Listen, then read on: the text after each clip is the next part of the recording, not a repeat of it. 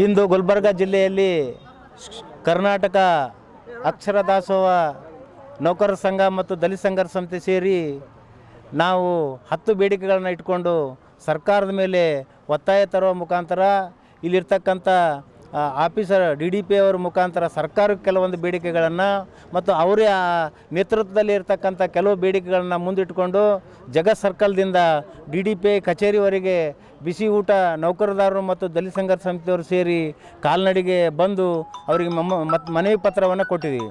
ಆ ಮನವಿ ಪತ್ರಕ್ಕೆ ಸ್ಪಂದಿಸಿರ್ತಕ್ಕಂಥ ಇಲ್ಲಿಯ ಮಾನವೀಯ ಮೌಲ್ಯವುಳ್ಳಿರ್ತಕ್ಕಂಥ DDP ಸಾಹೇಬರು ನಮ್ಮ ಎಲ್ಲ 10 ಬೇಡಿಕೆಗಳನ್ನು ಸಮಗ್ರವಾಗಿ ವಿಚಾರಿಸಿ ಅವರ ನೇತೃತ್ವದಲ್ಲಿ ಇರ್ತಕ್ಕಂಥ ಕೆಲವೊಂದು ಬೇಡಿಕೆಯನ್ನು ಜಿಲ್ಲಾಧಿಕಾರಿ ಮತ್ತು CO ಅವ್ರ ಜೊತೆಗೆ ಚರ್ಚೆ ಮಾಡಿ ಮತ್ತು ಅವರ ಅಧಿಕಾರದಲ್ಲಿ ಇರ್ತಕ್ಕಂಥ BO ಆಫೀಸ್ಗಳಿಗೆ ಒಂದು ಸರ್ಕ್ಯುಲರ್ ಮಾಡ್ತೀನಿ, ಇವರಿಗೆ ಮಾನಸಿಕ ಕಿರುಕುಳವನ್ನು ತಪ್ಪಿಸ್ತೀನಿ ಅಂತಕ್ಕಂಥ ಮಾತನ್ನು ಹೇಳಿದ್ದಾರೆ.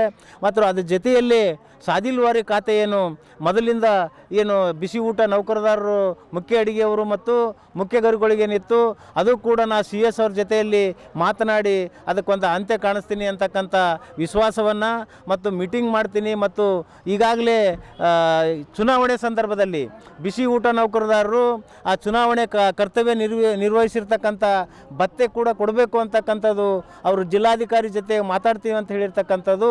ಇನ್ನು ನಾವು 25 ಲಕ್ಷ ಅವರು ಸತ್ತಾಗ ಅವ್ರ ಕುಟುಂಬಕ್ಕೆ ಕೊಡಬೇಕಂತಕ್ಕಂಥದ್ದು ಅದು ಸರ್ಕಾರಕ್ಕೆ ಬರೀತೀನಿ ಅಂತಕ್ಕಂಥದ್ದು ಮತ್ತು ರಿಟೈರ್ಡ್ ಆಗ್ತಕ್ಕಂಥವರಿಗೆ 2 ಲಕ್ಷ ಕೊಡಬೇಕಂತಕ್ಕಂಥ ಕೆಲವೊಂದು ಬೇಡಿಕೆಗಳು ಸರ್ಕಾರಕ್ಕೆ ಕಳಿಸ್ತೀವಿ ಅಂತಕ್ಕಂಥ ಭಾಳ ಉತ್ತಮವಾದ ಸ್ಪಂದನೆಯನ್ನು ಕೊಟ್ಟು ನಮಗೆ ಆಶ್ವಾಸನೆಯನ್ನು ಕೊಟ್ಟಿರ್ತಕ್ಕಂಥ ಹಿನ್ನೆಲೆಯಲ್ಲಿ ಆ ಅಧಿಕಾರಿ ಕೂಡ ನಾವು ಅಕ್ಷರ ದಾಸೋಹ ಮತ್ತು ದಲಿತ ಸಂಘರ್ಷ ಸಮಿತಿ ಪರವಾಗಿ ಧನ್ಯವಾದಗಳನ್ನು ಹೇಳ್ತೀವಿ.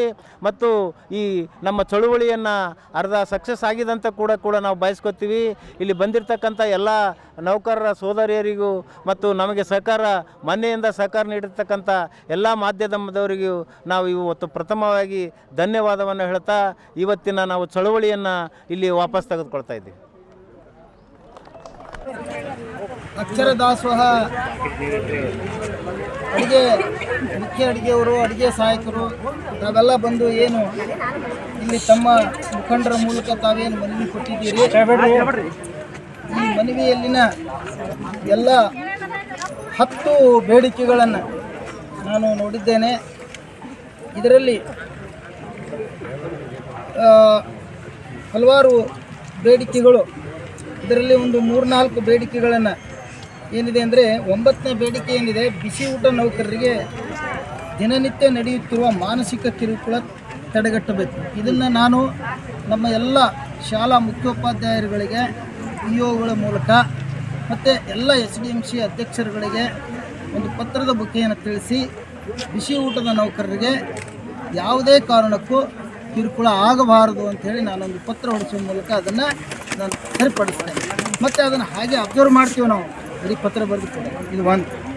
ಆಮೇಲೆ 8ನೇ ಬೇಡಿಕೆ ಇದೆ, ಚುನಾವಣೆಯ ಕರ್ತವ್ಯ ನಿರ್ವಹಿಸಿರುವ ಬಿಸಿ ಊಟ ನೌಕರರಿಗೆ ದಿನಭತ್ಯೆ ನೀಡಬೇಕು. ಚುನಾವಣೆ ಕರ್ತವ್ಯದಲ್ಲಿ ಕೆಲಸ ಮಾಡಿರ್ತಕ್ಕಂಥ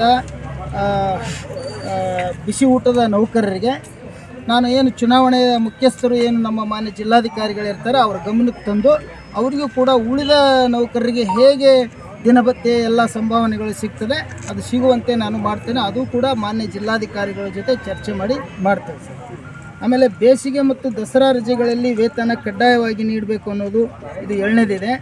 ಇನ್ನೊಂದು ಇದ್ರ ಬಗ್ಗೆ ಹೇಳ್ತೀನಿ. ಇನ್ನೊಂದು 6ನೇದು, ಶಾಲೆಗಳಲ್ಲಿ ಮಕ್ಕಳ ಹಾಜರಾತಿ ಸಂಖ್ಯೆ ಹೆಚ್ಚು ಇರುವಾಗ ಇರುವ ಸಿಬ್ಬಂದಿಯನ್ನು ಅದೇ ಶಾಲೆಯಲ್ಲಿ ಮಕ್ಕಳ ಹಾಜರಾತಿ ಸಂಖ್ಯೆ ಕಡಿಮೆಯಾದಾಗ ಅವರನ್ನು ಕೆಲಸದಿಂದ ತೆಗೆದುಹಾಕದೆ ಸಮೀಪದ ಶಾಲೆಗೆ ಹೊಂದಾಣಿಕೆ ಮಾಡಬೇಕು ಅನ್ನೋದು. ಇದನ್ನು ಈ ಬಿಸಿ ಊಟದ ಮುಖ್ಯಸ್ಥರು ನಮ್ಮಲ್ಲಿ ಮಾನ್ಯ ಜಿಲ್ಲಾಧಿಕಾರಿಗಳು ಮತ್ತು ಮಾನ್ಯ ಜಿಲ್ಲಾ ಪಂಚಾಯತಿ ಮುಖ್ಯ ಕಾರ್ಯನಿರ್ವಾಹಕ ಅಧಿಕಾರಿಗಳಿರ್ತಾರೆ, ಅವರು ಕೂಡ ಡಿಸ್ಕಷನ್ ಮಾಡಿ ಈ ವ್ಯವಸ್ಥೆಯನ್ನು ಮಾಡ್ತೀವಿ.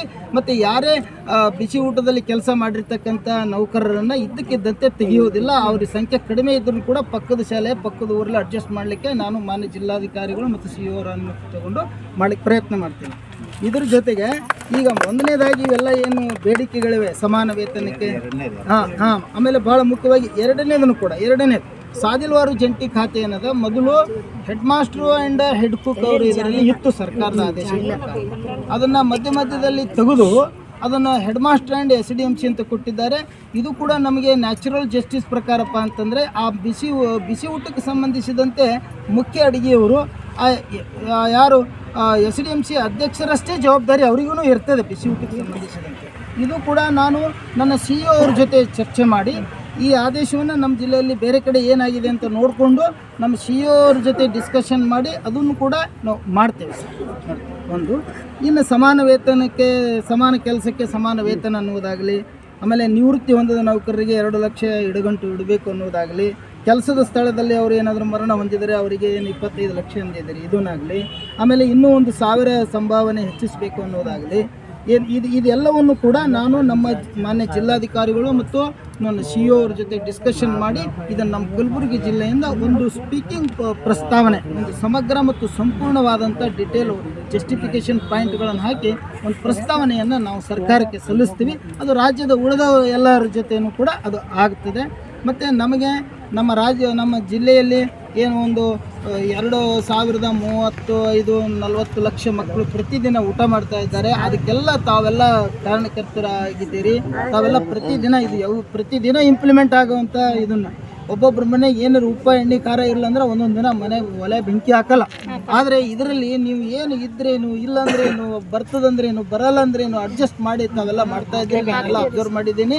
ದಯವಿಟ್ಟು ತಮಗೆ ಯಾವುದೇ ತೊಂದರೆ ಆಗದಂತೆ ನಾವು ಈ ಎಲ್ಲ 10 ಬೇಡಿಕೆಗಳನ್ನು ನಾವು ಮನಸಾಪೂರ್ವಕವಾಗಿ ನಾವೆಲ್ಲ ಇದನ್ನು ಕಾಳಜಿಪೂರ್ವಕವಾಗಿ ನೋಡ್ತೇವೆ. ಇದನ್ನೆಲ್ಲ ಈಡೇರಿಸೋದಕ್ಕೆ ಸಂಬಂಧಪಟ್ಟ ಅಧಿಕಾರಿಗಳು ಮತ್ತು ಸರ್ಕಾರಕ್ಕೆ ಪ್ರಸ್ತಾವನೆ ಕಳಿಸಿ ಮಾಡ್ತೇವೆ ಅಂತ ನಾನು ಈ ಸಂದರ್ಭದಲ್ಲಿ ತಮಗೆ ಹೇಳಕ್ಕೆ ಇಚ್ಛೆ. Thank you.